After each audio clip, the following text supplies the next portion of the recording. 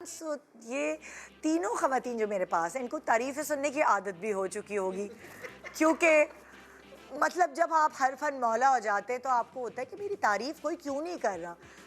जब तारीफ़ नहीं होती तो फिर इनका दिन अच्छा नहीं गुजरता। तो आइए शुरुआत करते। मेरी एक तरफ बैठी है निदा मुमताज़। अस्सलाम वालेकुम। वालेकुम सलाम। हर फन मौला है। हाँ यस मैं अपनी फेवरेट हूँ, ये बहुत ज़रूरी है, बहुत ज़रूरी है आपको। हाँ। फिर दूसरी तरफ बैठी हुई है जी शर्मीन। अस्सलाम वालेकुम। वालेकुम अस्सलाम। कैसी हैं आप? बिल्कुल ठीक। आपको भी शौक है तारीफ सुनने का? नहीं, तारीफ सुनने का शौक तो आप नहीं। बहुत आजिज नहीं हो। नहीं, नॉट रियली। शो करिए आप। थोड़ा सा इनफैक्ट मैं ऑकवर्ड हो जाती हूँ जब तारीफ। अरे यार और टोटो यार, हाँ। दिल में लड्डू फूटते हैं यार। और क्या।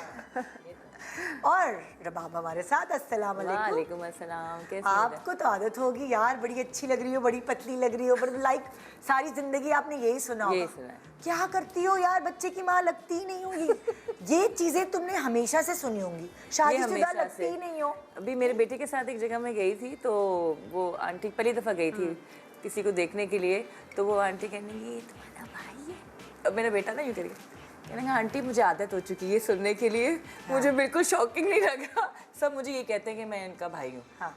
तो मैं उसकी बड़ी बहन जैसी लगती हूँ, तो ये कॉम्प्लीमेंट है मेरे लिए और मुझे अच्छा लगता है। तारीफों का सिलसिला शुरू करते हैं ना बचपन से ना, जब आप छोटे थे तो वो होता है ना बहन भाई और ये सारे होते हैं। तो किस बात में आपकी तारीफ होती थी बचपन में? जैसे फॉर एग्जांपल मैं बहुत अच्छा डांस करती थी, हर शादी में मुझे आगे खड़ा कर देते थे। मैं कॉन्फिडेंट थी बड़ी। तो इस पे मेरी तारीफ होती थी कि चलो भैया ये कोई लाइवली बंदी, हमेशा खड़े हो जाना। हाँ। हर मेहंदी पे डांस करने। मैं अपने पूरे मोहल्ले की ना फेवरेट थी। हाँ।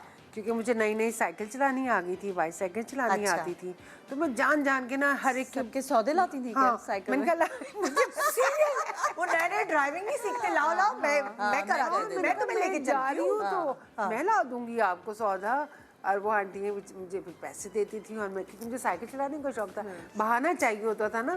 क्योंकि अम्मा साइकिल चलाए और कोई मकसद भी हो साइकिल चलाने का, और बड़ा मजा आता था साइकिल चला के। बड़ा एंजॉय करती। मैं बड़ा मिस करती हूँ, आजकल के बच्चों को इन चीज़ों का शौक नहीं है। मैं तो अपने बच्चे को रिश्वत दे के भेजती हूँ, जो बेटा स्टोर से ये लोग कुछ खरीद के ले आओ साइकिल पे। कह रहा ठीक है, लेकिन मैं पीछे आईपैड लगा के जाऊंगा और मैं गाने सुनूंगा, क्योंकि मुझे गाने सुन के साइकिल चलाने में मजा आता है। मैंने कहा अच्छा भाई चला। ये कोविड के जब दिन थे उसमें बड़ा वापस से साइकिलिंग और ये सब बड़ी हुई है, लोगों ने वापस से साइकिल खरीद रहे हैं और सब एफर्ट कर रहे हैं कि जी हमने साइकिलिंग करनी है। मैंने तो बहुत सही कह रही हैं कि वो चीज़ चली गई है, अब नहीं रही जो हम लोगों ने अपना बचपन गुजारा है। तो आप बताएं किस बचपन में आप किस चीज में तारीफ? बिल्कुल ऑपोजिट थी, मैं बहुत क्वाइट थी और मैं बहुत वेल बिहेव थी। तारीफ मेरी उसमें तारीफ होती थी कि मैं इतनी तमीज़दार थी, जो मुझे एक दफ़ा अम्मी बात बता देती थी वो बस फिर मेरी रूटीन बन जाती थी। तो मुझे याद है कभी होता है ना, आप अक्सर कज़न्स के घर जाते हैं, पप्पो के घर जा रहे हैं या किसी के घर, तो मुझे याद है सुबह मेरी जो अम्मी ने रूटीन सेट की हुई थी कि सुबह उठते ही पहले मैंने नहाना है, अपने कपड़े इस्त्री करने हैं। खुद मैं कपड़े इस्त्री करती थी सिंस द एज ऑफ 7 और 8 इयर्स ओल्ड। कपड़े इस्त्री करने हैं, फिर नहाना है, नहाने के बाद ब्रेकफास्ट टेबल पर बैठना है। तो मैं जब भी किसी के घर जाती थी, आई रिमेंबर उस घर के बच्चों की शामत आई हुई होती है इस बात पे कि ये देखो ऐसा होता है।